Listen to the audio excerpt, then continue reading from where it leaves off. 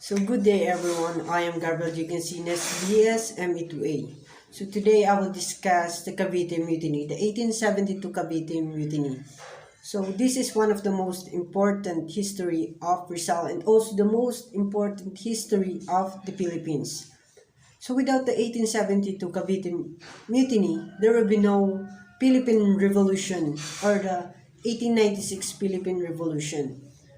So before we discuss the relation between the Cavite Mutiny and the Philippine Revolution, let us know first what is the important details that we must know to the Cavite Mutiny. So the Cavite Mutiny happened in an arsenal of Cavite. So there was an uprising under the leadership of Sergeant Lamadrid. So when we say mutiny, it is the uprising led by the soldiers,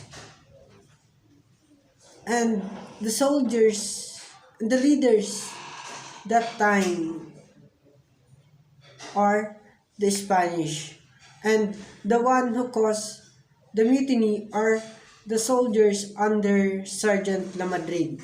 So the question is, why is that there is Cavite Mutiny? So there's a two point of view, the point of view of the Spanish and the point of view of the Filipino people who led the Cavite Mutiny. So the people who lead the Cavite Mutiny said that it was happened because of the government of the Spanish abolished the benefits and privileges to those workers on the Cavite Mutiny. So by this, in their perspective, they think that they were oppressed by the Spanish. That's why it ended up by an uprising. So next is the point of view of the Spanish. So from the Governor General of the Philippines during that time, he said that he heard about the Cavite Mutiny. It is not just accidentally happened, but it was planned. They have a plan to take down the government of the Spanish. And the battle will not just happen in Cavite, but also in the whole Manila. So the leader of the Spanish say that they contradict the leaders of Cavite Mutiny to stop the problem that will cause a lot to the Philippines. And those leaders are thrown outside the country, and those who are affected were included. The soldiers and the peoples were killed. And here comes the Gumbursa. So why is that the Gumbursa are included in the Cavite Mutiny? So they are recognizable because of their sacrifices. So that few priests are affected to the purging conducted by the Spanish to their opponent in the politics, since the state and the church are not separated. So the praile used the Cavite Mutiny to console the priest. It was Father Burgos Zamora and Father Gomez. So the question is, what is the point? What is the standpoint of the Gumbursa? So they fight their rights as a priest to have a position in the church which the Filipino priest will lead. But the Spanish didn't like that. That's why the Spanish consoled the priest to the Cavite Mutiny.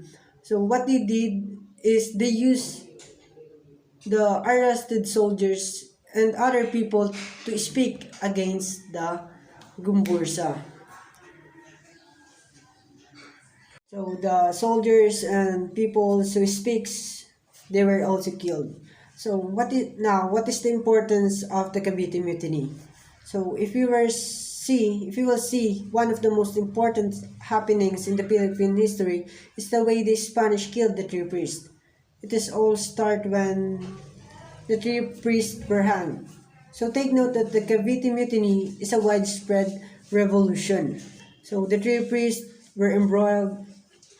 These three priests, when the Spanish hanged them, the people witness, and the people didn't like it. And one of the people who heard the news is Jose Rizal. His brother told him the story. Jose Rizal see the wrong to the Spanish. That's why he wrote against the Spanish. So the question is, what is the relation of the Cavite Mutiny to the Philippine Revolution? So one of the most important person who influenced the people is Jose Rizal. Take note that in his book, he dedicated it to the Gumborsa. He said that because of the sacrifices of the Gumborsa, Rizal was awakened. He was awakened. So what is the effect of this to the Philippine Revolution? So take note that if no Jose Rizal, the No Limitang and the El Filibusterismo will not be written. So now, what is the connection of the Philippine Revolution to the Cavite Mutiny? Or the Cavite Mutiny to the Philippine Revolution? So many people were inspired. That's why people joined to the revolution, and also one of the people who were inspired is Andres Bonifacio. We all know who is Andres Bonifacio is. And so now, the Philippine Revolution, the Cavite Mutiny, Jose Rizal, Tagambursa were all connected. So that's all. Thank you.